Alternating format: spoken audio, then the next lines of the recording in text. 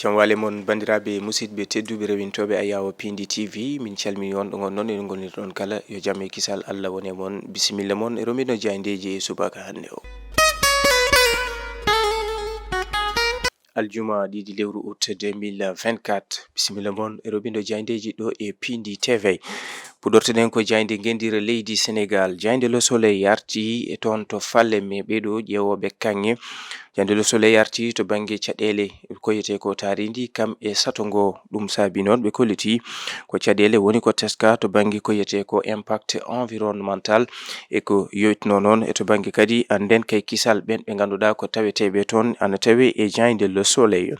Jaynde Les Échos arti e potital Halifa Ababacar Sall mo ganduɗa ko ƴamannoɗo lefol laamu leydi Sénégal kanko Halifa Ababacar Sall kanko yimɓe makko ɓe mbaɗi cuɗol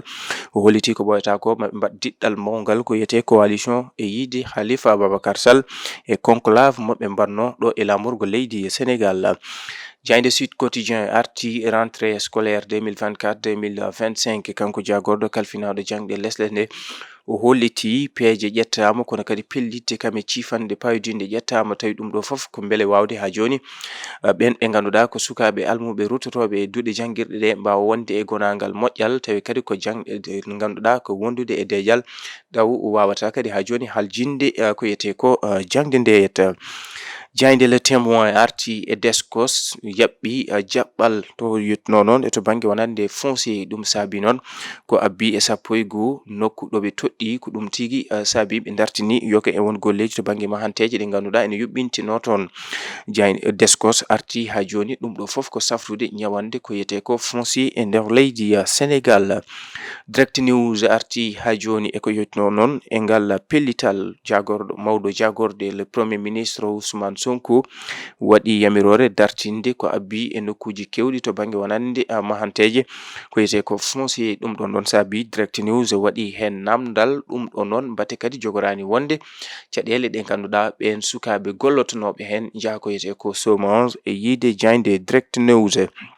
Jaynde L'Observateur nde wayno yewtidi yo mo ganduɗa ko Youssou Ndour oɗo nalanke o arti noon e yewtere junde nde o jokkodirno e L'Observateur en o arti e ko yetno noon e ɗanle sukaɓe nde ndewani lawol oɗo saaha darde Afrique e aduna o arti ha joni e ko yetno noon e caɗele walla noon o saaha satu leydi Sénégal nde dañi horejo kesso omo ganduɗa ko Bassirou Diomaye Faye e caɗele kadi ɗe ganduɗa surtout koto banggue wonde ko mbiyata ko emploi des jeunes kanko Youssou Ndour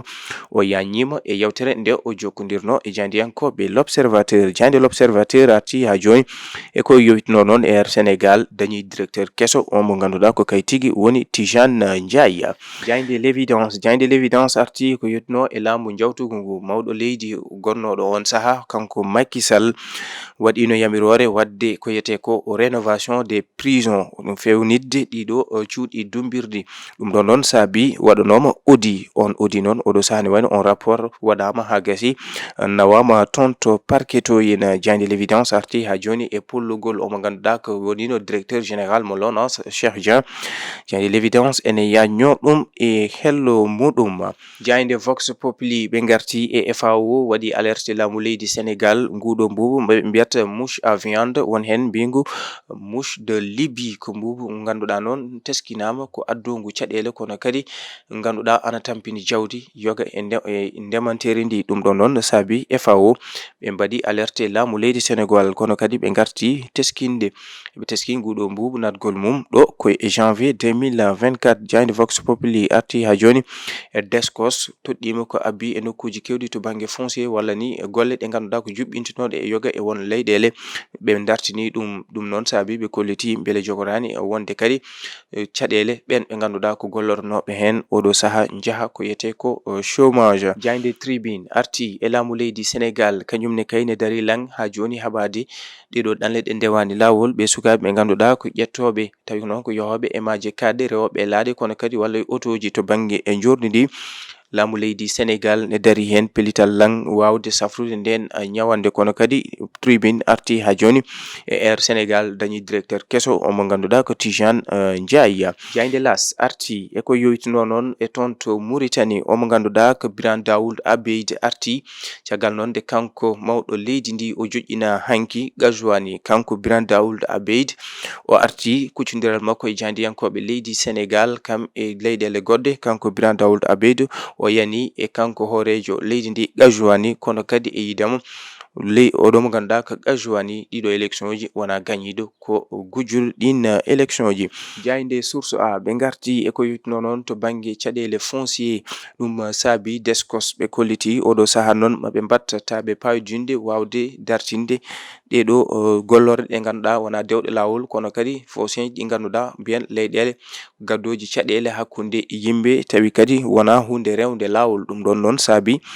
ko abbi e 11 nokku Mbour Saint-Louis ɗo e lamorgo ngo Dakar yoga e nokkuji ɗi ganduɗa ɓe dartini ɗum.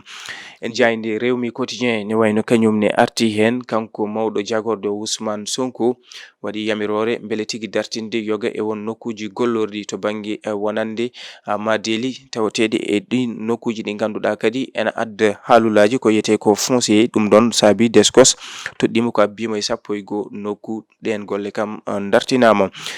Udirten koye jayde coftal ɓalli. Jayde Stade arti match cehilagal hakkude Barça kam e Real Madrid kono kadi ɓe garti e JO Paris 2024 o saaha kay dunde Afrique ene waɗi yakare mum Égypte kam e leydi Maroc. Bandiraɓe musidɓe tedduɓe rewintoɓe Ayaw Pindi TV ko ɗum woni komin doɓinnomon e aljuma hande o. Allah jarama on jarama min dokka on aadi altine so hawre welede Allah.